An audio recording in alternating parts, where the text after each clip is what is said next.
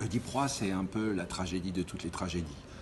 C'est à la fois la tragédie qu'on connaît, l'histoire de cet homme qui, qui va découvrir qu'il est marqué par le destin et rattrapé par son histoire avec sa mère, avec son père.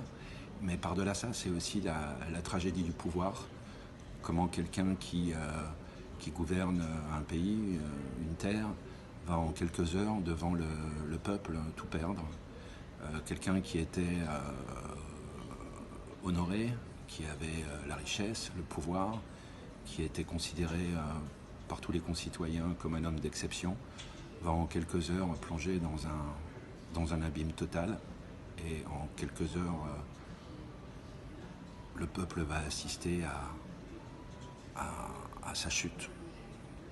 C'est aussi la tragédie d'un homme qui gouverne seul, on pourrait dire l'homme providentiel, qui a été considéré comme le sauveur de la cité, mais qui ne tient pas compte des oracles, qui ne tient pas compte des dieux, qui ne tient pas compte des avertissements que lui envoie le peuple, et qui continue d'une manière un peu inexorable comme ça, une ligne fermée sur lui-même, sans tenir compte de tout ce qui pourrait éveiller sa conscience, jusqu'à tout perdre brutalement.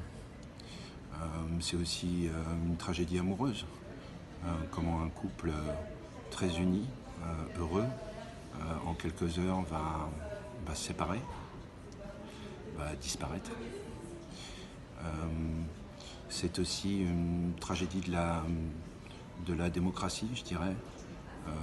Comment, quand on fait confiance à des gouvernants, comment ces gouvernants, marqués par leur propre vie ou par leur destin à venir, ne peuvent plus gouverner la cité. Et qu'est-ce que fait dans ce cas-là le peuple et la cité?